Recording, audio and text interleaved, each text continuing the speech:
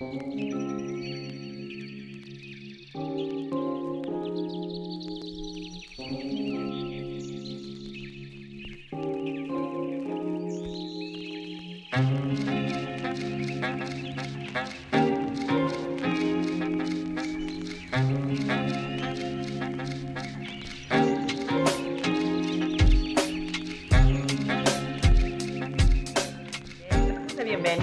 a quienes están este día acompañándonos en el segundo webinar La Gobernanza Cooperativa, Organizaciones Participativas, que es parte del programa de formación internacional en cooperativismo siglo XXI. Se trata de un ciclo de 3 webinars que estamos realizando junto o en organización la ICDA Escuela de Negocios de la Universidad Católica de Córdoba, la Universidad de Mondragón, en conjunto con la provincia de Córdoba, específicamente el Ministerio de Industria, Comercio y Minería, de Agricultura y Ganadería y la Secretaría de Integración Regional. Como les decía, el tema que nos convoca en esta jornada es la gobernanza cooperativa, organizaciones participativas, una disertación que va a estar a cargo de la doctora Leire Uriarte. Ella es investigadora y docente de la Universidad de Mondragón, es licenciada en Ciencias Políticas y Sociología por la Universidad del País Vasco y es coordinadora del Máster Oficial Cooperativismo y Gestión Socioempresarial de la Universidad de Mondragón. Previamente a que podamos compartir las palabras de la doctora Leire Uriarte, vamos a proceder a la apertura con unas palabras que nos va a brindar el padre Alfonso Gómez, rector de la Universidad Católica de Córdoba.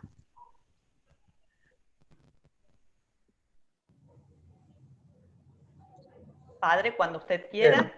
Entonces, parece que Leire Uriarte es la disertante. Entonces, bueno, saludo, doy la bienvenida y también a todas las autoridades que han alentado este encuentro. Bueno, saludo especialmente a la magíster Gisela Pelletier, directora del ICDA.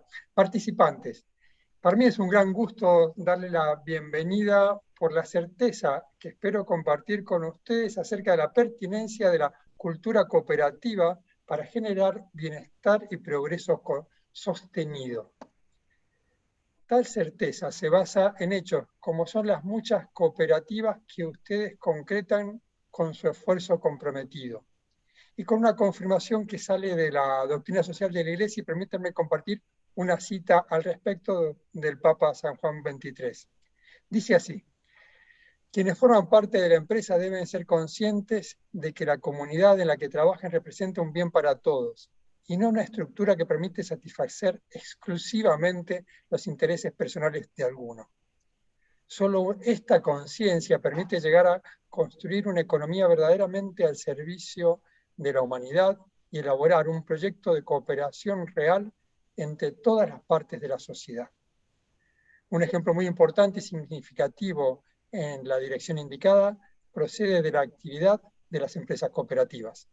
Hasta aquí la cita. Brevísima reflexión ahora. La conciencia que se comparte y genera un modo de actuar aceptado, cuidado y celebrado por todos sus miembros, por todos los miembros de la organización, es una cultura. Lograr una buena cultura institucional es mucho más difícil que conseguir una buena transacción comercial, la conformidad por una tarea o una buena planificación. Pero una vez lograda, la cultura organizacional permitirá que todo lo anterior se concrete, alcance a muchos y perdure en el tiempo. Entonces, felicito a los organizadores por el tema elegido. Es central para la generación de una cultura organizacional. La coordinadora introducirá a nuestro disertante, así que permítanme presentar en pocos segundos algo a los participantes. De lo que contestaron los inscriptos, se puede decir que solo el 7% conoce el inspirador caso Mondragón, 57% participa de un grupo asociativo, 42% participa en el directorio de alguna empresa cooperativa, el 57% participa en espacios de economía social, el 49% posee niveles de conocimientos medios de economía social y el 34% poco nivel. Entonces, señores y señoras participantes, tales estadísticas alientan nuestro compromiso, el compromiso de los organizadores para seguir colaborando con su formación continua.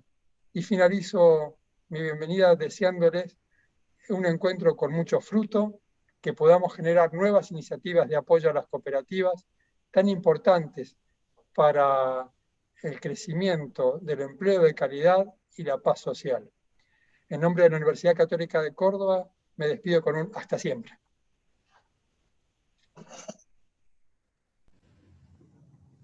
Muchas gracias, Padre Alfonso Gómez, por sus palabras, rector de la Universidad Católica de Córdoba.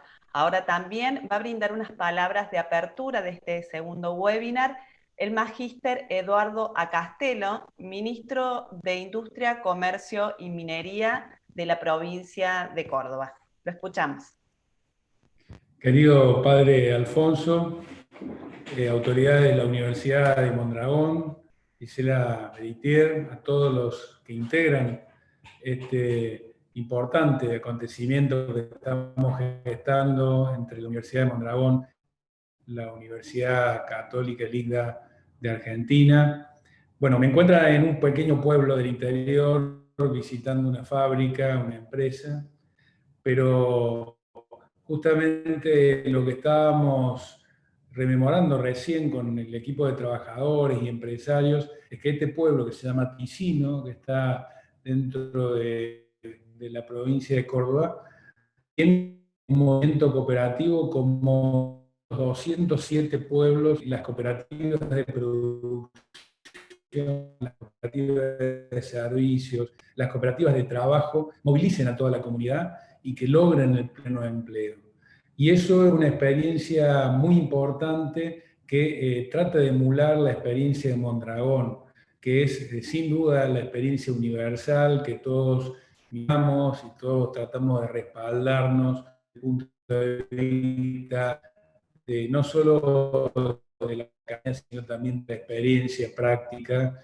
Lo más importante para decir es que en este mundo de pandemia, donde la humanidad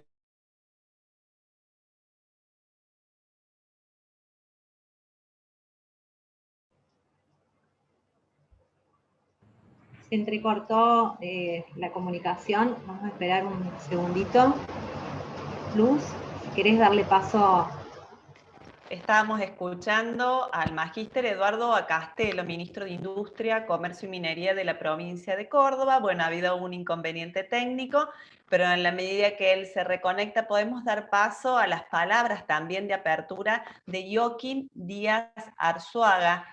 Él es director de Economía Social del Gobierno Vasco y vamos a escuchar lo que tiene para comentarnos en este segundo webinar del programa de formación internacional Cooperativismo en el siglo XXI. Buenas tardes, buenas noches. Desde aquí, desde San Sebastián, desde Guipúzcoa, Euskadi. Es un placer para mí dedicarles unas palabras, unos minutos. Y, por supuesto, agradecerle a Leire, que es una gran conocedora de nuestro cooperativismo. Nos ha hecho muchos trabajos, nos han relatado los principios de la economía social y del cooperativismo en Euskadi. Un documento que ahora estamos viendo la forma para publicarlo y que podrán tener acceso todos ustedes. Yo simplemente quería resaltar 5 ideas así muy rápidas sobre los principios cooperativos y sobre la gobernanza cooperativa de lo que se va a hablar, ¿no? La primera idea es la de la libertad, ¿no? De estos principios basados en la idea de la democracia y de la autogestión. La segunda idea sería la búsqueda de la eficacia empresarial y la aplicación práctica de los valores cooperativos. La tercera idea es esa búsqueda de la justicia social de la que ha hablado también el padre Alfonso, aplicada a la práctica en la solidaridad y en la intercooperación.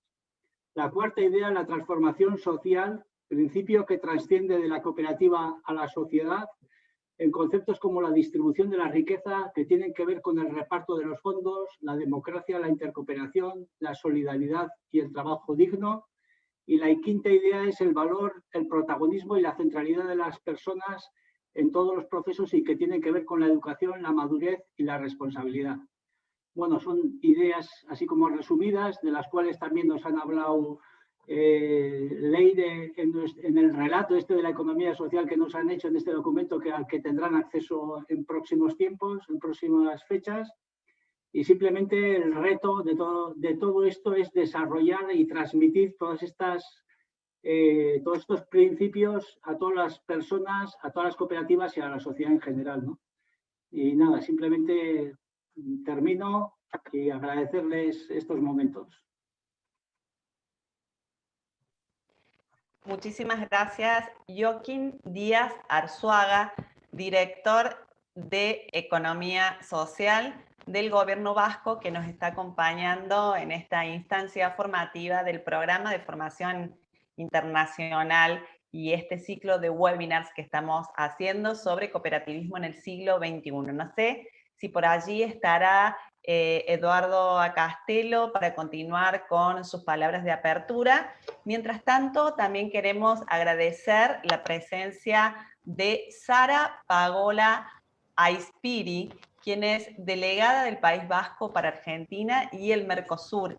Está también en este webinar Germán Font, director general de Agencias Zonales y Desarrollo Territorial de la provincia de Córdoba, y por supuesto contamos con la presencia de Gisela Beritier, directora del ICDA, Escuela de Negocios de la Universidad Católica de Córdoba. No sé si hemos podido reconectarnos con Magíster Eduardo Acastelo. Si no está por allí, quizás más adelante pueda brindarnos sus palabras y podemos dar inicio al tema que nos convoca, la gobernanza cooperativa, organizaciones participativas. Sobre esto va a disertar la doctora Leire Uriarte, investigadora y docente de la Universidad de Mondragón, es licenciada en Ciencias Políticas y Sociología, como decíamos, por la Universidad del País Vasco, y también es coordinadora del Máster Oficial Cooperativismo y Gestión Socioempresarial de la Universidad de Mondragón. Damos paso entonces a nuestra profesora de hoy en este webinar sobre cooperativismo del siglo XXI.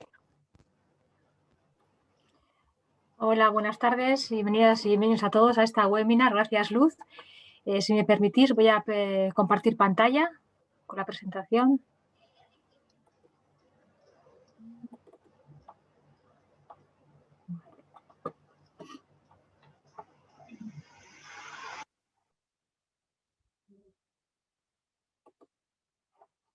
¿Se ve, verdad?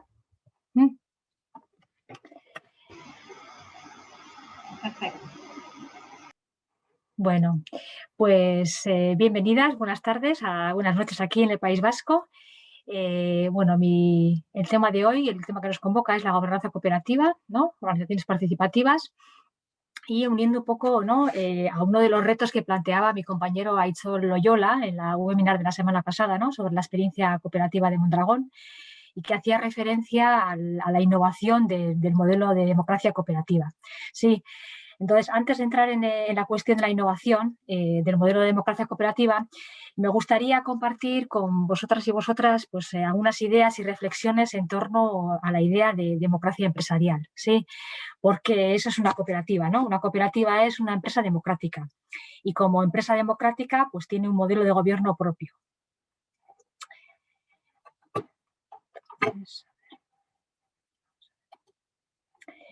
Vale, recordando, ¿no? Para recordar un poco qué es una cooperativa, ¿no? Y que es una definición de la Alianza Cooperativa Internacional que vale para todas las cooperativas del mundo, ¿no? Una cooperativa es una asociación autónoma de personas que se han unido de forma voluntaria para satisfacer sus necesidades y aspiraciones económicas y sociales en común mediante una empresa de propiedad conjunta y gestión democrática. Sí, entonces, digamos que la primera idea importante que quería subrayar es eso, ¿no? Es recordar que las cooperativas son en esencia empresas que se caracterizan a lo interior, ¿no? Por ser democráticas, y de cara al exterior se caracterizan por perseguir pues, unos fines que van más allá de la rentabilidad económica, ¿no? Y que habéis mencionado ya previamente, ¿no? Joaquín y el rector, ¿no? Entonces, bueno, ¿no? Pues para abordar la idea de democracia empresarial me voy a remontar un poco a la idea de cooperativización del trabajo, ¿no? O como diría Arizmendiarrieta, que fue, ¿no?, el impulsor e ideólogo de esta experiencia cooperativa de Mondragón, de la idea de la empresa como comunidad de trabajo. Sí, en una cooperativa, en lugar de un contrato de trabajo, ¿no?, como una empresa de capital al uso, ¿no?, firmamos un contrato de sociedad, ¿sí?, en tanto que asociación de personas que se unen para un fin común, ¿sí?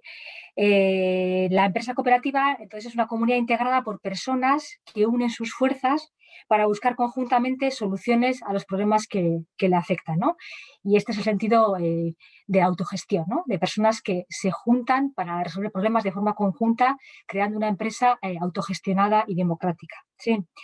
Entonces, esta fórmula empresarial, ¿no?, refleja la idea básica, ¿no?, de Arizmendiarrieta, que es del trabajo como elemento esencial del ser humano, ¿no? Es la idea de devolver a la persona el control sobre su trabajo, ¿sí?, de devolver la propiedad del trabajo al trabajador y a la trabajadora. Por eso, en este modelo de organización empresarial, la soberanía reside en la comunidad de trabajo. Entonces, la cooperativa es, por esta razón, una fórmula empresarial sustancialmente diferente a la empresa capitalista, ¿sí? Bueno, permitirme aquí un inciso para calificar a qué tipo de cooperativas me estoy refiriendo en esta presentación, ¿no? En esta presentación aludimos fundamentalmente a las cooperativas de trabajo asociado. Desde un punto de vista conceptual, digamos, ¿no?, podríamos agrupar a todas las cooperativas del mundo, sí, a todo tipo de cooperativas, sean del sector que sean, en dos grandes grupos, al margen de donde operan, ¿no? Unas son las cooperativas de trabajo asociado, sí, que son aquellas cooperativas en las que los socios y socias prestan su trabajo para producir en común bienes y servicios para terceros, es una cooperativa de trabajo asociado. Y el otro tipo de cooperativas serían las cooperativas de usuarios, ¿sí? Son aquellas cooperativas que procuran bienes y servicios a las personas socias. Es decir, los socios o socias son los destinatarios de la actividad, ¿sí? O sea, en el caso, por ejemplo, de las cooperativas de vivienda o las cooperativas de consumo o las cooperativas de salud o de enseñanza, serían este segundo tipo de cooperativas. Bien, en las cooperativas de trabajo asociado, que es a las que me estoy refiriendo, ¿no?, en esta presentación, básicamente, tenemos una característica importante, que es que el socio asume una doble condición, como socio, como persona socia y como persona trabajadora, ¿no?, lo que implica la participación, ¿no?, de los socios trabajadores en la gestión de la empresa, en la propiedad de la empresa y en los resultados de la cooperativa, ¿sí?, de la empresa. Es decir, la soberanía reside en el trabajo y el capital tiene un carácter instrumental, ¿sí?, de tal forma que la respuesta a estas tres preguntas es radicalmente diferente en una empresa de capital con una empresa cooperativa, ¿no? Y las preguntas son de quién es la empresa, ¿sí?, quién manda en esa empresa y cómo se distribuyen los resultados. En las cooperativas, ¿no?, estas preguntas, la respuesta a esas preguntas es radicalmente diferente en una empresa cooperativa o en una empresa de capital.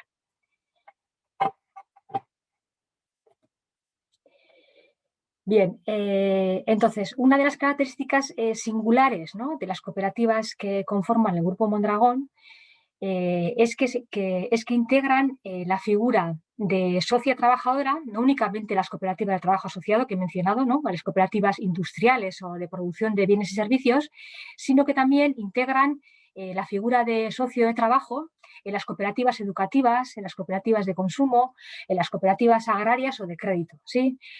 Por ponernos un ejemplo, yo trabajo en una cooperativa del ámbito de la educación y soy socia de la misma, ¿no?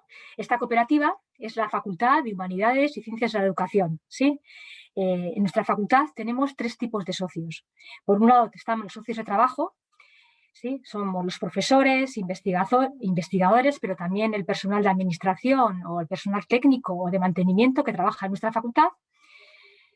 Ese es un tipo de socio, el socio de trabajo. Por otro lado tenemos los socios usuarios, ¿sí? En nuestra facultad también son socios y socias, los alumnos y alumnas de la facultad, que durante el periodo de tiempo en el que cursan sus estudios en nuestra facultad, participan en los órganos de gobierno. Y también tenemos un tercer tipo de socios, que son los socios colaboradores, que llamamos, y que son las empresas cooperativas, en este caso del Grupo de Mondragón, que han apoyado a la universidad, ¿sí? Entonces, este es un ejemplo, ¿no?, de cooperativa que llamamos integral, en la que integra, ¿no?, como dice la palabra, ¿no?, los diferentes tipos de socios. Pero en todo caso, lo que quería resaltar es que la idea, ¿no?, de integrar el trabajo en las cooperativas, tanto en las cooperativas de trabajo asociado como en otro tipo de cooperativas, ¿sí? Como podéis ver ahí, las cooperativas de Mondragón, que son alrededor de 100 cooperativas, ¿no?, se distribuyen en diferentes áreas, ¿no? Está el área de finanzas, hay una cooperativa de crédito, diferentes cooperativas de seguros. El área industrial está en la mayor parte de las cooperativas, que son cooperativas de trabajo asociado propiamente dichas. Luego tenemos el área de distribución y luego tenemos abajo el área de conocimiento, ¿no?, que es en la que estamos las cooperativas educativas y los centros de investigación. Por ejemplo, en esta área de conocimiento también hay una cooperativa educativa de primaria y secundaria. Pues en este caso, por ejemplo, los socios serían los padres y madres de esa cooperativa de primaria y secundaria y también los trabajadores de esa cooperativa de educación, ¿sí? Otro ejemplo de cooperativa integral que es mencionada puede ser, por ejemplo, Eroski, que está en el área de distribución, ¿sí? Es una cooperativa de consumo en la que los socios son, por un lado, los consumidores y por otro lado también los trabajadores, ¿sí? Entonces, bueno, estas cooperativas integrales son bastante inusuales, ¿no?, en otros movimientos cooperativos, ¿no?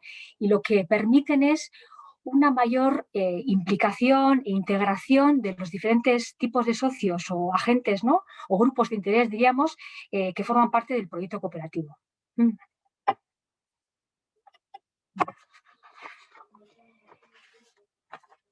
Bien, entonces, como se comentaba, ¿no?, la organización democrática basada en la soberanía del trabajo, ¿no?, frente al capital, lo que plantea es la igualdad de los socios, ¿sí?, que se concreta en una arquitectura institucional concreta, ¿no? Y es en esta arquitectura institucional la Asamblea General, compuesta por la totalidad de los socios, pues es donde reside la soberanía y es el órgano máximo de decisión, ¿sí? Y esta arquitectura institucional también se basa en la elección democrática de los órganos de gobierno, ¿sí?, y en concreto del Consejo Rector, que es el responsable de su gestión ante la Asamblea General, ¿sí? Entonces, la Asamblea General delega en el Consejo Rector la gestión de la cooperativa, ¿sí? Es, por tanto, una democracia representativa y el Consejo Rector, digamos, delega al Consejo de Dirección o la gerencia la gestión del día a día de la cooperativa. Paso brevemente a enumerar los órganos de gobierno. Bueno, cuáles son las funciones que entiendo que básicamente pues la mayor parte de las cooperativas tienen órganos similares y tienen funciones similares, ¿no? Pero bueno, por hacer un breve repaso de cuáles son las funciones básicas de los órganos sociales de las cooperativas, pues paso a enumerar en primer lugar la Asamblea General. ¿Sí? La Asamblea General, como he mencionado, ¿no?, es donde reside la máxima soberanía de la cooperativa, ¿sí?, y está constituido por la totalidad de socios y socias. Entre las funciones principales, pues es el aprobar las políticas generales, el nombrar el Consejo Rector, ¿no?, como he dicho, que es una democracia representativa, es el aprobar también los estatutos y las normas y decidir sobre la distribución de resultados, así como aprobar las estrategias socioempresariales. La Asamblea General Ordinaria se celebra como mínimo pues una vez al año, ¿sí? Bien, el segundo órgano social es el Consejo Rector. Este es el órgano de representación, de gobierno y de gestión de la cooperativa, ¿no? En nuestro caso está compuesto por entre 3 y 12 miembros, ¿sí?, por una duración de 4 años, que es renovable cada 2 años, por la mitad. Y el Consejo Rector tiene 3 tipos de funciones. Por un lado, tiene funciones legislativas institucionales, ¿sí?, como convocar y dirigir la Asamblea General, ejecutar sus acuerdos, proponer a la Asamblea General modificaciones estatutarias o reglamentarias y otras relacionadas con funciones normativas, digamos. Otro tipo de funciones son las funciones propiamente económicas, digamos, de seguimiento de la actividad económica, de presentación a la Asamblea General de las cuentas anuales, de proponer la distribución de resultados, etcétera, ¿no? Y un tercer grupo de funciones son las funciones del ámbito social, digamos, ¿no? Que tienen que ver con las altas y bajas de los socios, el nombramiento y cese del gerente o del CEO y otras. ¿Sí?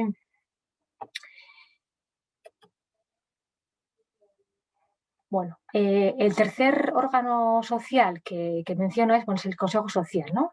El Consejo Social es el órgano de participación permanente de los socios, ¿sí? Actúa en representación de los socios ante las instancias internas de la cooperativa, ¿sí?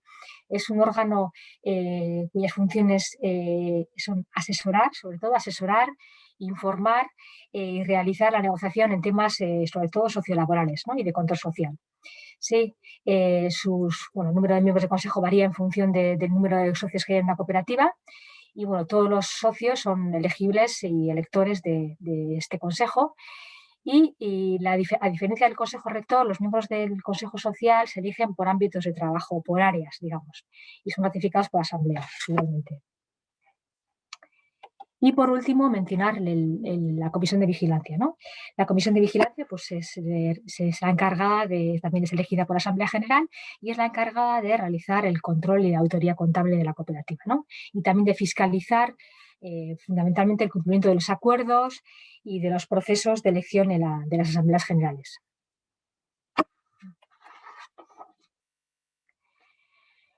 Bueno, una vez pues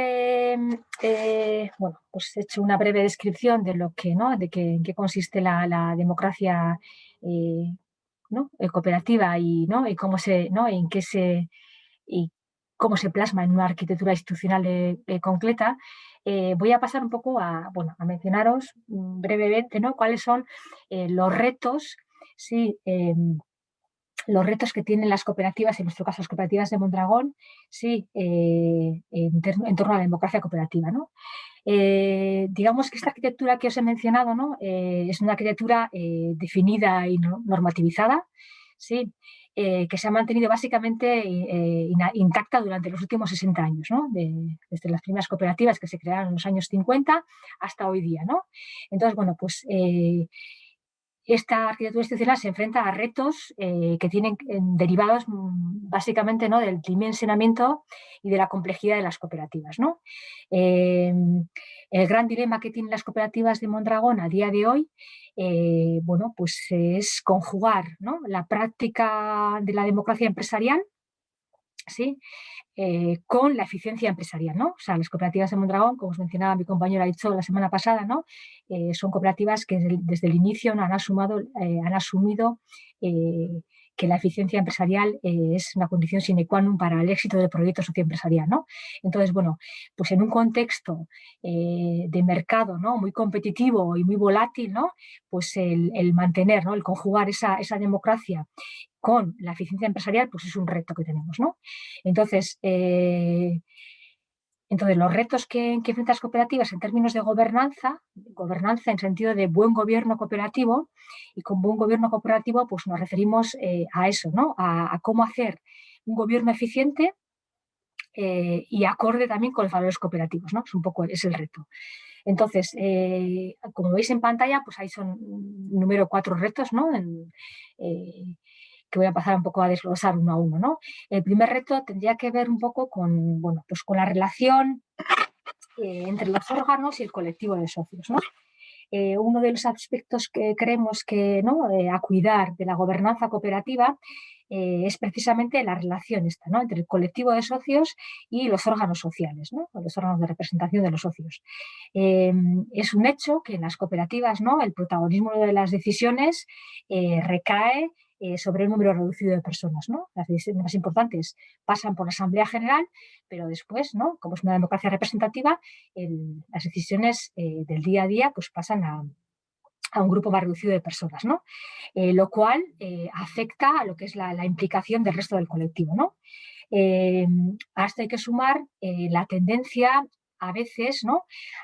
Por parte del colectivo de socios de delegar, ¿no? Excesivamente, puede ser que a veces excesivamente en los órganos y de desresponsabilizarse, ¿no?, de la marcha de la cooperativa, ¿no? Bueno, pues a veces la tendencia puede ser decir, bueno, pues ya está, ¿no? Ya hemos elegido los órganos de gobierno y un poco el socio pues se desvincula un poco de ese proceso, ¿no? Entonces, bueno, pues todo ello puede llevar a un cierto alejamiento, ¿no?, de lo que es el colectivo de socios de los órganos, ¿no? Entonces, bueno, pues lo que puede producir este alejamiento entre órganos y colectivo de socios es, bueno, puede traer consigo pues un cierto cuestionamiento, ¿no?, sobre la legitimidad de algunas decisiones, ¿no? Aun habiendo sido adoptadas, ¿no?, siguiendo los cauces establecidos. Entonces, en este sentido, el reto consiste en mejorar los procesos de toma de decisiones, ¿no? Y con ello de la calidad de la democracia de las cooperativas, ¿sí? Y este reto, evidentemente, no solo afecta a Mondragón, a las cooperativas del Grupo Mondragón, ¿no? Desde el punto de vista del gobierno cooperativo, digamos que los consejos rectores, ¿no?, tienen dos retos, ¿no? Uno es ese, ¿no?, el de la eficacia en el desempeño de su función, ¿no?, en el marco del gobierno cooperativo. Ese es un reto que tienen los consejos rectores en todas las cooperativas. Cómo hacer un seguimiento, ¿no?, o una supervisión adecuada, ¿no?, de la gestión que delegan el consejo rector en el consejo de dirección, y de cómo promover también la participación de los socios, ¿no?, de cómo hacer a los socios copartícipes del proyecto cooperativo, ¿no?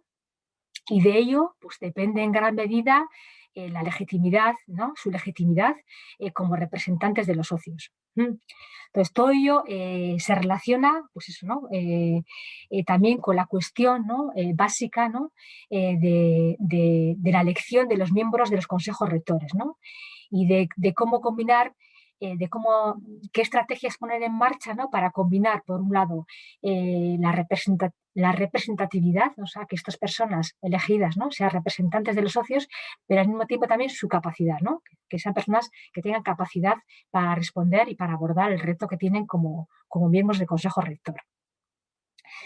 Bueno, entonces todo ello pues, ¿no?, tiene que ver también eso, ¿no?, con lo que decía, ¿no?, la relación entre el consejo rector y el consejo de dirección, ¿no?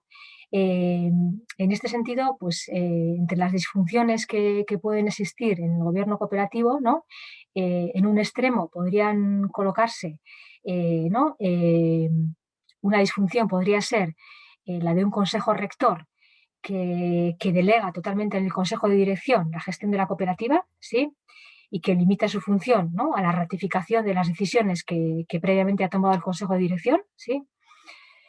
Y otra disfunción podría estar, ¿no?, en el otro extremo, digamos, de un consejo rector que desconfía del consejo de dirección y que ejerce pues, un control permanente sobre el consejo de dirección sin dejarle pues, margen de autonomía, ¿no?, en el ejercicio de sus funciones. Bueno, pues en este equilibrio, ¿no?, entre estos dos órganos también está uno de los retos de la gobernanza cooperativa. Bueno, otro de los retos que tienen que ver con el gobierno cooperativo es el tema de cómo visualizar un proyecto compartido.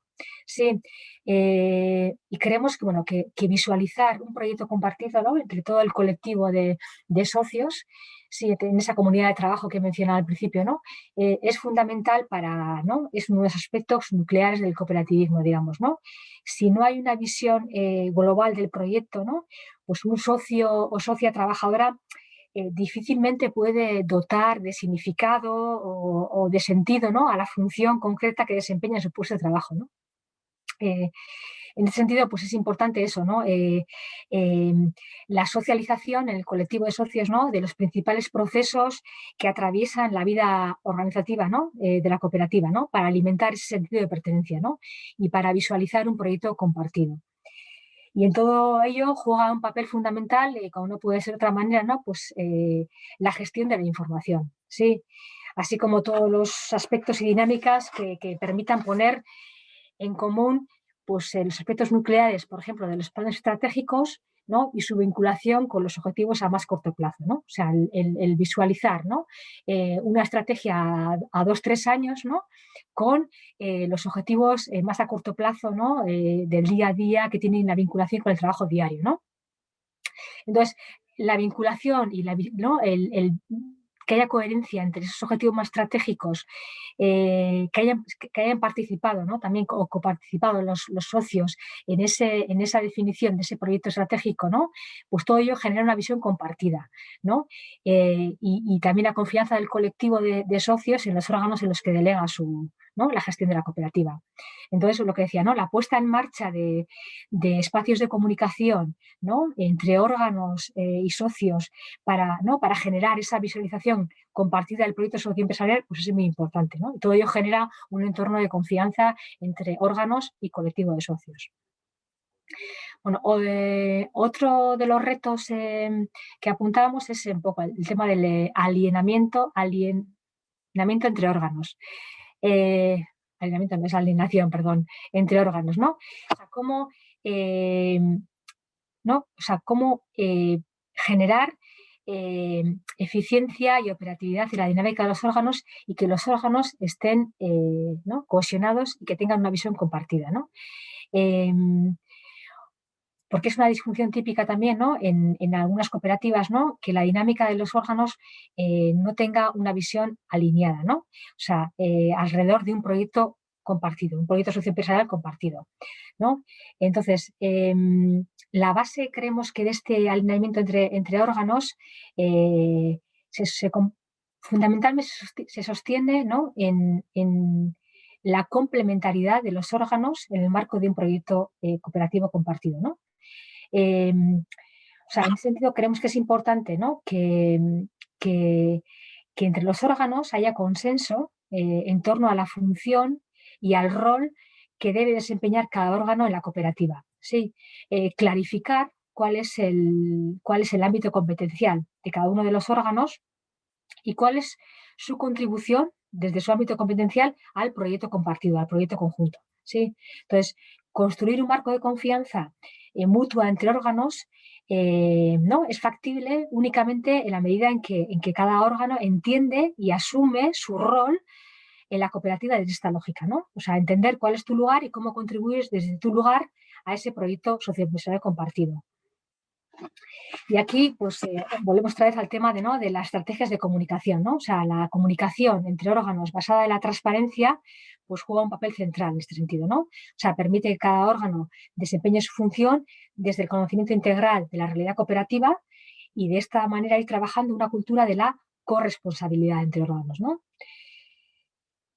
Como mencioné hace un momento, ¿no? la complejidad, ¿no? de los negocios de las cooperativas, ¿no? Hay que tener en cuenta que las cooperativas de Mondragón, muchas de ellas son cooperativas multilocalizadas, ¿no? Tienen plantas en diferentes puntos del mundo, ¿no? Y algunas compiten, ¿no? Con grandes empresas a nivel mundial. ¿No? Pues todo esto, este contexto, ¿no? de mercado exige un alto nivel de capacitación, ¿no? y de competencias a los miembros que componen los diferentes órganos, ¿no? Y una visión que integre la dimensión empresarial pero también la social, ¿no? Y esto significa pues, un reto importante, ¿no? Entonces, bueno, en este sentido, comentaros que desde las cooperativas de Mondragón, pues el alineamiento entre órganos ha mejorado, pues, por ejemplo, con estrategias como la creación de grupos de trabajo mixtos, ¿no? Compuestos, por ejemplo, con miembros del consejo de dirección mixtos con el consejo de rector, por ejemplo, ¿no? Para determinados procesos. Por ejemplo, para trabajar el plan estratégico, ¿sí? Entonces, estas dinámicas contribuyen a facilitar la comunicación, una comunicación más fluida entre órganos, a entender la complejidad, ¿no? del proyecto socioempresarial y a generar la confianza entre los miembros de los diferentes órganos. Y, por último, mencionar como reto una cuestión que he venido mencionando a lo largo de los otros tres retos, que es la estrategia de información y comunicación, ¿no? La información y la formación y la información, ¿no? Del socio constituyen elementos fundamentales, ¿no? nucleares, digamos, y determinantes de la participación de los socios y socias, ¿no? Y no es casualidad en ese sentido, ¿no? que la educación cooperativa sea uno de los principios cooperativos, ¿no? Ya desde el principio, ¿no? Desde los principios promulgados por los pioneros de Rosedale hasta nuestros días, ¿no? Y que están recogidos también los principios de la Alianza Cooperativa Internacional, ¿no? Entonces, garantizar que los socios y socias estén bien informados es una condición necesaria para que las decisiones que se adopten, ¿no? Sean realmente colectivas y con conocimiento de causa. Pero creemos que más allá de la mera transmisión de la información, ¿no? Y de la formación, ¿no? Los diferentes foros de participación que hay en las cooperativas, ¿no? Tienen que ser también espacios que hay que aprovechar para, ¿no? Para generar, para debate y para reflexión, ¿no? Algunos espacios bueno, pueden ser utilizados únicamente para transmisión de información, y de hecho es así, pero también es importante que esos espacios en determinados momentos sean espacios de, eso, ¿no? de encuentro y de debate y de, ¿no? y de reflexión sobre determinados temas. Entonces, la participación activa y efectiva es, en definitiva, pues uno de los retos fundamentales, ¿no? Para las cooperativas de Mondragón, entiendo que para las cooperativas en general. Y digamos que la débil participación es un problema de la gobernanza cooperativa, ¿no? Que afecta a la calidad de la democracia y se puede deber a muchos motivos, ¿no? Pero, bueno, en general, ¿no? Digamos en las cooperativas, en general, las de Mondragón y más allá, ¿no? Cuando las cooperativas, ¿no? En las cooperativas el tema de la participación, la problemática de la participación es más acuciante cuando las cooperativas, cuando la intensidad de la actividad cooperativa es baja, ¿no? En cooperativas, por ejemplo, de consumo, pues cuando el vínculo con la cooperativa es menor, pues la participación pues a veces queda debilitada, ¿no? En el caso de las cooperativas de trabajo asociado, que es en nuestro caso, ¿no? Si bien la intensidad de la actividad cooperativizada es alta, pues la participación a veces se puede debilitar, pues por ejemplo, por la dimensión, ¿no? O sea, pues participar en unas asambleas generales donde hay 500 socios o más, pues a veces la participación, pues las asambleas se vuelven espacios muy formales y la participación pues bueno, es más débil y es más complicado, ¿no? Participar en foros tan amplios.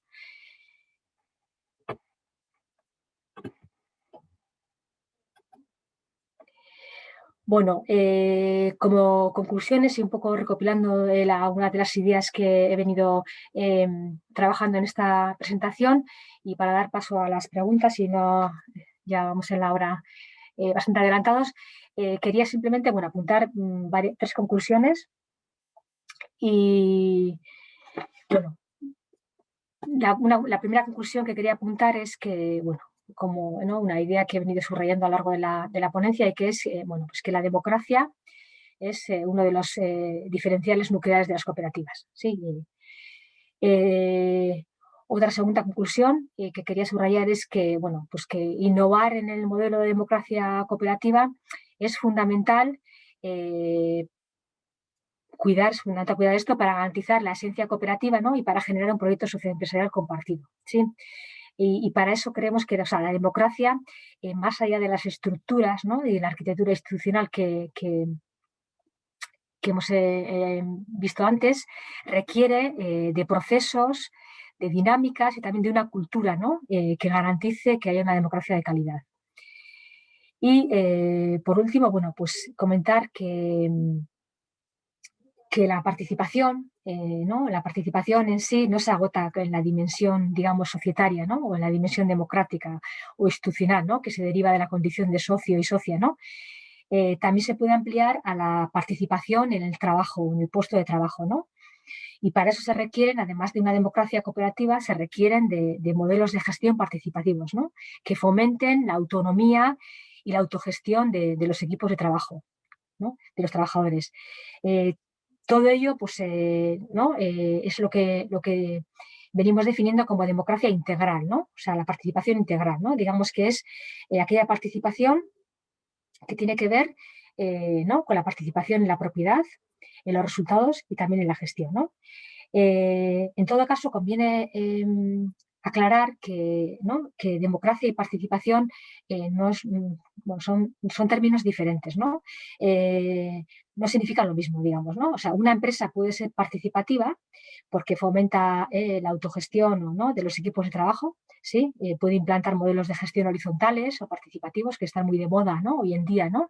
También en la empresa de capital, pero puede no ser democrática, ¿sí? Puede no estar basada en lo que es la soberanía del trabajo, ¿no? Que es un elemento esencial de la gobernanza cooperativa. Y también puede haber cooperativas, como de hecho existen, ¿no? Que son democráticas, porque son cooperativas, pero que organizan el trabajo de forma jerárquica, ¿no? O en la que los trabajadores, si bien tienen voz y voto en las decisiones más importantes, digamos en la Asamblea General, como he mencionado, en el día a día de su trabajo no tienen mucha autonomía o margen de decisión, ¿no? Entonces puede haber eso, puede haber cooperativas que no son participativas en lo que, ¿no?, en lo que a modelos de gestión se refieren, y también hay empresas que son participativas en lo que a modelos de gestión se refieren, pero no son democráticas. Entonces, la idea es que la participación integral aborda los tres ámbitos de la participación, ¿no? El tema de la propiedad, ¿no? Los socios son copropietarios de una cooperativa, en los resultados, ¿no? Los resultados o los beneficios se reparten en función del trabajo aportado, y la gestión, ¿no? O sea, cómo fomentamos en las cooperativas modelos de gestión horizontales que promuevan también la participación en el trabajo en el día a día.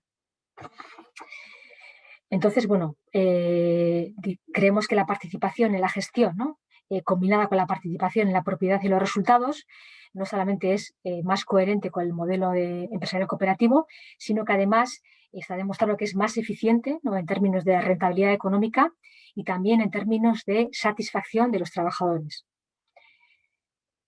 Entonces, hasta aquí mi presentación. Estas son un poco las conclusiones que quería compartir con vosotros y vosotras. Y a partir de aquí, pues si os parece, abrimos la ronda de preguntas. Bien. Muchísimas gracias, doctora Leire Uriarte. Les decía, para quienes se han unido hace poquito a la charla, que es investigadora y docente de la Universidad de Mondragón, es licenciada en Ciencias Políticas y Sociología de la Universidad del País Vasco, también es coordinadora del Máster Oficial Cooperativismo y Gestión Socioempresarial de la Universidad de Mondragón y ha disertado sobre la gobernanza cooperativa, organizaciones participativas, en el marco de este segundo webinar del Programa de Formación Internacional en Cooperativismo en el Siglo XXI, que está organizado por el ICDA, Escuela de Negocios de la Universidad Católica de Córdoba, junto a la Universidad de Mondragón y en conjunto con el gobierno de la provincia de Córdoba, específicamente el Ministerio de Industria, Comercio y Minería, el Ministerio de Agricultura y Ganadería y la Secretaría de Integración Regional. En función de ello, también agradecemos la presencia de las autoridades provinciales, el magíster Eduardo Acastelo, quien es el ministro de Industria, Comercio y Minería de la provincia de Córdoba. También está con nosotros Sergio Buzo, ministro de Agricultura y Ganadería, además de Jorge Montoya, quien es justamente el secretario de Integración Regional. Dicho esto, vamos a dar paso a la moderación de las preguntas. Han habido bastantes preguntas. Vamos a empezar con la primera que tuvimos acá. Tomás Urrieta, creo que lo digo bien, Urreta, pregunta: ¿cómo se eligen los miembros de los órganos? Sí, pues como comentaba, ¿no?, los miembros de los órganos se eligen democráticamente, ¿no? Los miembros del Consejo Rector, hay diferentes formas de elegir, pero es la Asamblea General quien ratifica su elección. Por ejemplo, en nuestro caso, pongo un caso concreto, ¿no? En nuestra cooperativa se hace un listado con todas las personas socias que pueden ser elegibles para formar parte del Consejo Rector.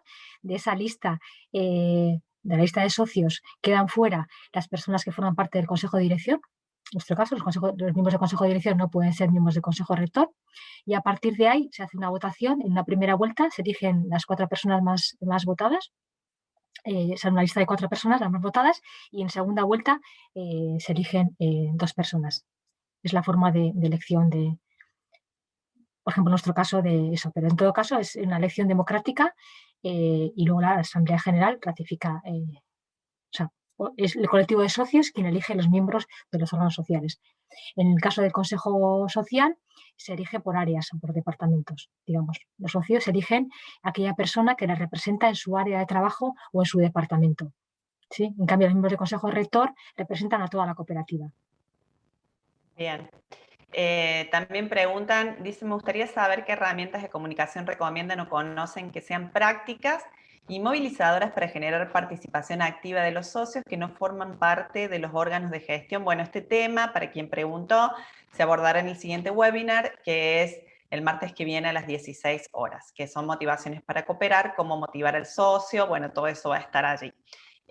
También Adriana Reynoso Leire pregunta, la colaboración de las diferentes cooperativas con la Universidad de Mondragón, ¿en qué se basa? Bueno, en nuestro caso, las cooperativas, a través de diferentes fondos, han financiado básicamente las infraestructuras educativas que tenemos en la Universidad de Mondragón. Entonces, bueno, pues esas cooperativas, desde el inicio, ¿no? La Universidad de Mondragón como tal es una cooperativa de segundo grado conformada por cooperativas de primer grado, que son las facultades, y la nuestra es una de ellas, la Facultad de Humanidades es una de ellas, y cada facultad, bueno, pues tiene una historia diferente, una trayectoria diferente. Y en el 97 se juntaron y conformaron lo que es la Universidad de Mondragón, cooperativa de segundo grado, y en cada consejo rector de cada facultad, que es cooperativa de primer grado, toman parte, ¿no? Pues las empresas cooperativas que han promovido y que han apoyado a la universidad en el consejo rector. Y también en nuestro caso, por ejemplo, en el consejo rector está también la municipalidad del municipio donde está ubicada, donde está una de nuestras facultades. Pero digamos que las cooperativas educativas también están unidas a lo que es el Grupo Cooperativa de Mondragón. Las cooperativas de Mondragón, a través, ¿no? Han fomentado la educación y la promoción de la universidad. Bien, bien. Adriana Reynoso continúa con esto de relación entre cooperativas y universidades, pero creo que ha estado bastante precisa la respuesta. Osvaldo Alejandro Peiretti, ¿cuáles serían los conceptos centrales que puedan definir prioridades en la estrategia de comunicación? Bueno, en la estrategia de comunicación hay muchos elementos que se pueden abordar. Igual la semana que viene mi compañero entrará más en detalle en esta cuestión. Yo diría dos cosas básicas, ¿no? Por un lado, ¿no? A veces en las cooperativas, ¿no? El problema no suele ser que no hay información, sino que a veces hay sobreinformación, ¿no? Entonces, ¿cómo hacer que la información no abrume, digamos, ¿no? Cómo filtrar la información y pedagogizarla para, ¿no? Por ejemplo, en este sentido, el consejo social, los consejeros sociales son las personas que transmiten esa información, ¿no? O sea, el consejo social se reúne mensualmente con el consejo rector, y el consejo rector hace un descargo, ¿no? De cómo va la actividad socioempresarial al consejo social, y los consejeros sociales, a su vez, ¿no? En su departamento o en su área, transmiten esa información, ¿no? Entonces, bueno, la estrategia que se está poniendo en marcha es, bueno, cómo acompañar, ¿no? A esos consejeros sociales en esa labor de transmitir la información, de cómo acompañarles en, bueno, hacer una información que sea comprensible, que sea didáctica, ¿no? que sea pedagogizada, ¿no? Entonces, el problema suele ser, en nuestro caso, no tanto que no haya información, sino que a veces hay mucha información y la información no se ubica muy bien o no se entiende muy bien o no se, eso es, ¿no? O no se entiende muy bien la información en un determinado tema, qué relación tiene con, ¿no? Pues con las líneas estratégicas o con el proyecto en su conjunto. Entonces, bueno, pues es un poco también acompañar a los consejeros sociales en esa labor de transmisión de la información. Esa puede ser una de las estrategias. Bien, bien. Me consultan aquí, Luz Victoria, buenas tardes. ¿Cada cuánto tiempo generan espacios de encuentro, debate, reflexión para la participación y compromiso de los asociados? Pues depende de las cooperativas, pero digamos que hay espacios ya estructurados y que básicamente, ¿no? Son mensualmente, ¿no? Como he comentado, el Consejo Social se reúne con el Consejo. Bueno, primero, normalmente el Consejo Rector se reúne mensualmente, y en ese Consejo Rector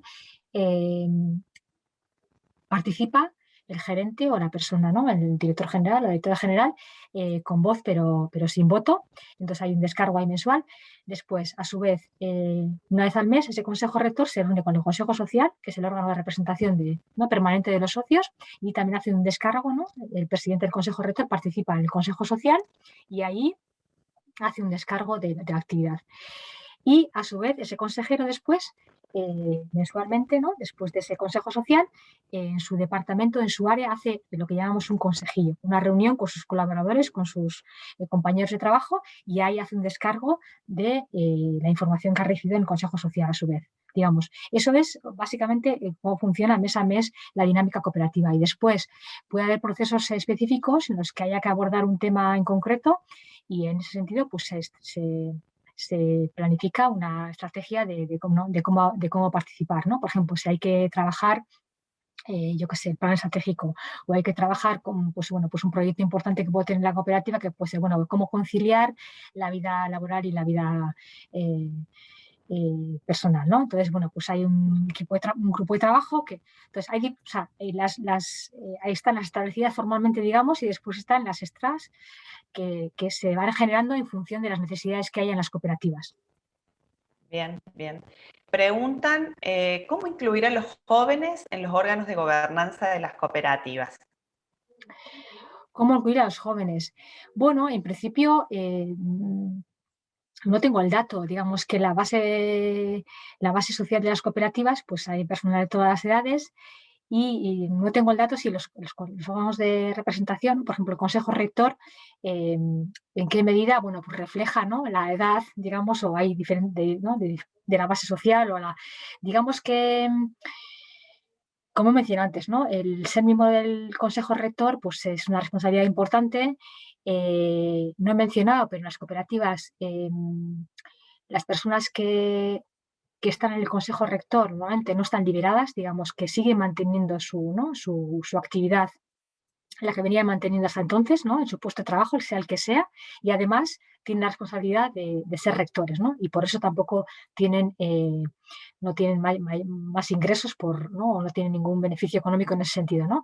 Entonces, bueno, pues se intenta que en los perfiles de las personas pues se tenga en cuenta más que la edad, quizás eso, ¿no?, pues que esas personas tengan las capacidades o el potencial o no para asumir una responsabilidad de ese tipo, ¿no? Entonces, bueno, pues la juventud, bueno, pues no sabría decir si en la media de los órganos sociales hay más o menos jóvenes de lo que correspondería en relación a la base social. No sabría decir ese dato. Bien, sobre este tema dice, ¿qué mirada tiene, la persona es Hernán Enríquez, pregunta, ¿qué mirada tiene sobre los jóvenes recibidos o por recibirse en carreras afines de la economía social solidaria? ¿Cómo podríamos entrar en el mundo laboral? ¿Cómo insertarnos aún más en el movimiento cooperativo? No entendí muy bien la pregunta. ¿Se refiere al movimiento cooperativo en general? Sí, en realidad me parece que está relacionado con las perspectivas que los jóvenes que están educándose, formándose en carreras como la economía social solidaria o afines pueden ingresar a ese mundo, cómo insertarse mejor en el movimiento cooperativo.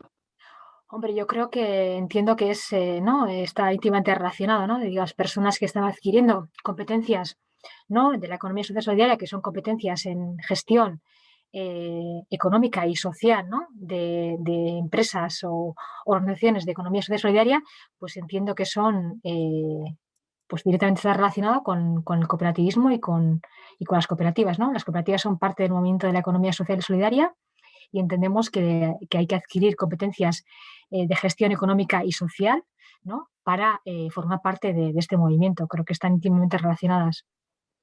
Bien, Tomás Urreta dice, para todos los panelistas, ¿cuál podría ser un ejemplo de innovación en el modelo de democracia cooperativa? Pues innovación, pues es lo que, bueno, yo creo que depende un poco también del tipo de cooperativa, ¿no? O sea, creo que las innovaciones democráticas son más fáciles ¿no?, y más ágiles, digamos, en las cooperativas nuevas y las cooperativas pequeñas, ¿no? No es lo mismo una cooperativa formada por 20 personas, 25 personas, ¿no? Y una cooperativa de reciente creación, en la que todo el mundo se conoce y los socios, ¿no? Son los promotores de esa cooperativa, que una cooperativa, ¿no? Como es en el caso, ¿no? En muchas de las cooperativas de Mondragón, que tienen 30, 40, 50 años, y son cooperativas conformadas por esta ya tercera generación de cooperativistas, y además son cooperativas que tienen una base social muy amplia, ¿no? Pues 500 personas, 500 personas. Entonces, bueno, la innovación democrática en esta segunda se está haciendo mucho en sentido, pero es más complejo y bueno, requiere, ¿no? De estrategias más integrales, ¿no? Pero creo que tiene que ver con eso, ¿no? Con mucho con los intangibles, ¿no? Con temas ¿no? de que ese colectivo de socios esté, ¿no? Comparte ese proyecto, esté motivado para participar, y luego también que la propia cooperativa, ¿no? Genere estructuras, genere procesos y promueva una cultura de la participación, ¿no? Creo que es un poco en doble dirección, ¿no? Por parte del colectivo de socios, de la base, también por parte de las estructuras, ¿no? ¿no? Y de las personas que tienen más responsabilidad en la cooperativa para abrir espacios de participación, abrir espacios de debate y generar esa cultura participativa, ¿no? Creo que está la responsabilidad o sea, creo que es bidireccional, digamos, ¿no? Pero en todo caso, eso, la democracia cooperativa tiene que ver con eso, con estructuras, con procesos y también con cultura, ¿no? Y creo que ahí, pues bueno, pues la democracia, pues hay, bueno, siempre se puede mejorar, ¿no? Siempre se puede mejorar la calidad de la democracia. Bien. La contadora Mónica Fonti pregunta, ¿los cargos son reelegibles con tope o lo pueden hacer en forma permanente? En principio los cargos son reelegibles. Son reelegibles, o sea, cada 4 años, por ejemplo, Consejo Rector, los cargos se eligen para 4 años y se renueva por mitades cada 2 años. Y los miembros pueden ser reelegidos. Y también para el Consejo Social.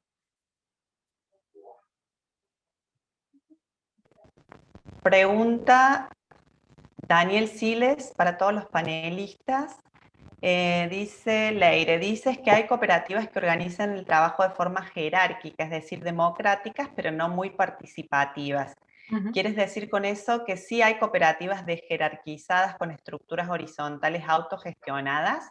Si es así, ¿nos podrías dar un ejemplo? De una cooperativa que trabaja así. Bueno, hay varias. En el ámbito industrial es verdad que las cooperativas históricamente no han sido cooperativas bueno, más jerárquicas o han tenido, ¿no? Modelos de gestión más verticales, bueno, con unas típicas comandos intermedios, y es verdad que en los últimos años pues la mayor parte ya está haciendo pues un gran esfuerzo por horizontalizar las estructuras, ¿no? Digamos, y por hacer estructuras mucho más, ¿no? De equipos autogestionados, más interdepartamentales, y ahí las cooperativas industriales, la mayor parte de ellas están haciendo bueno, avances en ese sentido, ¿no? Porque creen, o sea, porque piensan que es más eficiente, ¿no? A nivel de, ¿no? También de rentabilidad económica, y porque es fundamental que el socio trabajador, ¿no? Perciba el tema de la participación en el día a día también, ¿no? O sea, eso motiva mucho más, ¿no? Una persona puede participar como socia en la asamblea una vez al año o en diferentes foros, ¿no? Que haya de participación democrática, pero después es verdad que en el, digamos, en el bienestar, la satisfacción de las personas, ¿no? En la participación en el trabajo es quizás el ámbito en el que esa percepción de la participación es más intensa, ¿no? Y es más satisfactoria. Entonces, en ese sentido, las cooperativas están haciendo grandes esfuerzos en las industriales. Y luego las cooperativas como la nuestra, que es el ámbito educativo, pues es mucho más, bueno, pues es una estructura bastante horizontal. Y bueno, pues somos un colectivo, en nuestro caso, de 100 personas, y eso, entonces, bueno, pues es más fácil, también por el ámbito que nos ocupa, ¿no? En la educación. Bien. Y por el perfil que hay, es más fácil hacerlo. Bien.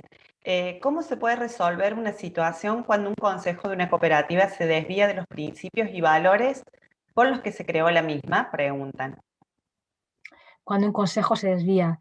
Bueno, ahí siempre queda, ¿no? En manos de la Asamblea General el destituir un consejo rector, ¿no? Si un consejo rector no goza de la confianza de la Asamblea General, o se ha desviado de los principios y valores que deben regir, ¿no?, en su comportamiento, creo que corresponde a la Asamblea General, y puede siempre una Asamblea General, o sea, siempre se puede llamar una Asamblea Extraordinaria, siempre un porcentaje determinado de socios puede llamar a una Asamblea Extraordinaria y destituir al Consejo Rector y nombrar otro que sea de su confianza.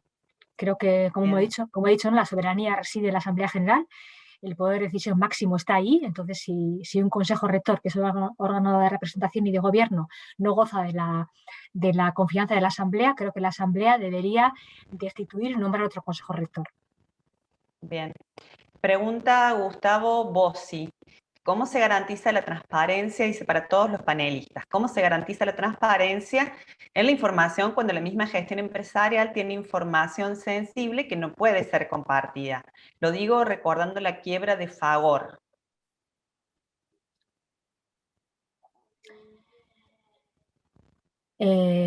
Bueno, pues eso es un tema que debe gestionar el Consejo Rector, ¿no? O sea, qué información puede ser sensible y puede ser muy delicada, y bueno, pues cómo buscar eso en el equilibrio entre la transparencia ¿no?, y el riesgo ¿no?, de que determinada información sensible pues salga de la cooperativa o tenga riesgo de, ¿no? Entonces, bueno, pues ahí está, corresponde al Consejo Rector abordar esa cuestión. Bien. Y también, perdón, el socio tiene que ser, ¿no?, también corresponsable con eso, y tiene que, ¿no?, pues que ser consecuente y tener también, bueno, pues cuidado con ese tipo de cuestiones. Bien, bien. Una pregunta más de María Alejandra Gaona. ¿Es conveniente la reelección del Consejo Rector? ¿Es conveniente? Bueno, es conveniente, puede ser, porque si un Consejo Rector, bueno, pues a veces 4 años, bueno, es un tiempo que igual, pues algunas personas que están en el Consejo Rector es, bueno, al tercer, cuarto año cuando empiezan un poco, ¿no?, a adquirir más competencias o a sentirse más, ¿no?, más seguros en su rol, y entonces, bueno, puede ser que reelegir esos miembros, ¿no?, y que estén en vez de 4 años, 8 años, pues puede ser una buena idea. Depende de la situación, pero sí, que sean reelegidos, pues tienen la parte positiva de que tienen experiencia y que pueden, siempre y cuando gocen, ¿no?, de la confianza del colectivo de socios.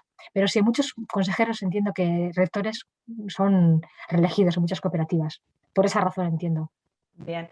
¿Cómo gestionar los conflictos, pregunta Eduardo, frente a las diferentes necesidades y aspiraciones que se presentan en lo individual y no necesariamente en lo colectivo? Sabemos que el reto es formar cooperativistas asegurando la participación en la gestión y el capital.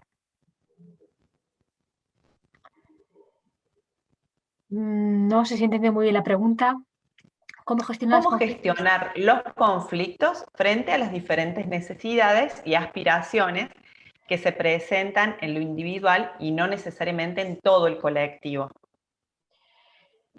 Bueno, habría que ver si esos conflictos tienen que ver ¿no?, con el ámbito laboral, y ahí, bueno, habría que ver, ¿no?, si hay que tratar ese conflicto en ese equipo de trabajo, ¿no?, y con la persona coordinadora o con la persona responsable de ese equipo de trabajo, o si tienen que ver conflictos más de intereses o más de, ¿no? Entonces, bueno, en ese sentido, entendemos que una cooperativa tiene que ser un equilibrio entre interés individual e interés colectivo, ¿no? Y bueno, nuestra idea es que los órganos sociales deben velar por el interés colectivo, ¿no?, porque el interés individual, digamos, emerge muy espontáneamente, ¿no? Entonces, bueno, digamos que los órganos sociales deben velar por el interés colectivo, o sea, digamos, aquí se dice mucho, ¿no?, por que la cooperativa, el interés número uno del consejo, de la cooperativa es la cooperativa, ¿no? O sea, que perdure la cooperativa en el tiempo, ¿no? Y entonces, bueno, pues equilibrar ese interés individual colectivo, y si es un conflicto que tiene que ver con el trabajo, pues tendría que bueno, pues que solucionarse en el ámbito de trabajo en el que se produce, digamos. Bien. Continúan las preguntas sobre el tema de los jóvenes y su participación en los órganos de gobernanza. Dice, ¿cómo garantizar el recambio generacional? Son varias preguntas sobre este tema, pero un poco las estoy resumiendo para que podamos atender todas las consultas. El recambio generacional. Pues depende del colectivo de socios al final, ¿no? Porque el colectivo de socios, una persona tiene un voto y esas personas, ¿no? Pues son los que eligen a los miembros del Consejo Rector. Y ahí está ¿no? Valorar cuál es el perfil ¿no? que es importante que esté en los órganos sociales, ¿no? Si se valora aquí el perfil, ¿no? Que la gente joven, ¿no? Que, bueno, pues, ¿no? Que se renueven los órganos es una cuestión importante, ¿no? Pues entonces, ¿no? Habría que incidir en esa cuestión, ¿no? A la hora de elegir los miembros de los órganos sociales, incidir en esa cuestión, ¿no? Decir, bueno, pues cómo hacer un relevo generacional y cómo fomentar, ¿no? Y cómo abrir ese debate y decir, bueno, pues el relevo generacional es importante y a la hora de elegir los nuevos miembros, esa cuestión abordarla también, ¿no? Creo que las cooperativas, si el tema preocupa y es pertinente, se puede abordar cualquier tema, sea de los jóvenes como cualquier otro tema, ¿no? Al final es ver Bien. cuál es el perfil de las personas que queremos en los órganos sociales y cómo, pues bueno, pues cómo llegar hasta ese perfil, ¿no? Y cómo trabajar con el colectivo de socios, la importancia de que en ese perfil integre también esa clave, ¿no? Bien, teniendo en cuenta que nos encontramos en la era de la digitalización, comunicación digital, dice Andrés Copioli, y que las nuevas generaciones basarán gran parte de su conocimiento en este ámbito. ¿Es este un punto a desarrollar en la cooperativa a futuro? ¿En las cooperativas sería a futuro? Sí, el tema de la digitalización está muy presente, ¿no? En algunas cooperativas ¿no? por el ámbito en el que están, más o menos, pero en la nuestra, por ejemplo, que es una cooperativa educativa, este tema de la digitalización está muy encima de la mesa y más si cabe ¿no? En este contexto de pandemia, ¿no? Luego también está muy presente el tema de la digitalización, pues con todo el tema ¿no? de la información, ¿no? De cómo, ¿no? de cómo transmitir la información de forma digital, ¿no? de, de cómo hacer, por ejemplo, que ya se puede, ¿no? Por ley incluso, ¿no? De cómo hacer una asamblea general de forma digital, ¿no? Este año nosotros esta asamblea general la hemos realizado por primera vez, ¿no? Vía online, ¿no? Bueno, pues creo que es un tema que sí o sí tenemos que abordar las cooperativas. Bien, bien. Sí, la verdad que el tema de la cuestión digital es un desafío muy importante para las cooperativas. Aquí estamos con varias consultas, como te decía, sobre el tema de jóvenes, pero también aquí aparece una consulta de la contadora Mónica Fonti que dice, ¿cómo manejan el tema de género, empoderamiento de las mujeres? Bueno, pues el tema de género creo que es uno de los temas que tenemos como reto, como una debilidad que tenemos que abordar. Digamos que tenemos el dato de que los órganos sociales y los representantes órganos sociales, o sea, no, el número de mujeres que hay en los órganos sociales no corresponde al número de mujeres que hay en la base social, digamos, ¿no? Entonces ahí tenemos el tema del reto del género de las cooperativas. En nuestro caso en Mondragón, sin ninguna duda. Bien, bueno, muy enriquecedor este espacio de consultas que hemos podido habilitar. En este segundo webinar, la gobernanza cooperativa, organizaciones participativas, que es una instancia del programa de formación internacional en cooperativismo del siglo XXI. Es un ciclo de 3 webinars que comenzó la semana pasada y va a finalizar la que viene y está organizado por el ICDA, Escuela de Negocios de la Universidad Católica de Córdoba, junto a la Universidad de Mondragón y en conjunto con la provincia de Córdoba, específicamente el Ministerio de Industria, Comercio y Minería, el Ministerio de Agricultura y Ganadería y la Secretaría de Integración Regional. Hasta aquí, entonces, con esta segunda instancia del programa de formación internacional. Queremos agradecer a las autoridades, tanto del ICDA, de la Universidad Católica de Córdoba, de la Universidad de Mondragón, del País Vasco y de la provincia de Córdoba que han podido acompañarnos en esta instancia, recordándoles que la próxima instancia va a ser el 9 de marzo a las 16 horas Argentina, y les recomendamos estar atentos al correo para quienes se han inscrito, ya que usualmente si no tienen siempre recepción de este tipo de correos, a lo mejor le va correo no deseado, que ha sido una de las consultas que se ha dado, entonces tienen que controlar toda la bandeja de entrada de los mails para recibir el link para el próximo webinar. Entonces, hasta aquí, como les decía, con esta segunda instancia, agradecemos la participación y, sobre todo, por supuesto, agradecemos la participación de la doctora Leire Uriarte de la Universidad de Mondragón. Hasta la próxima, entonces. Un placer, gracias.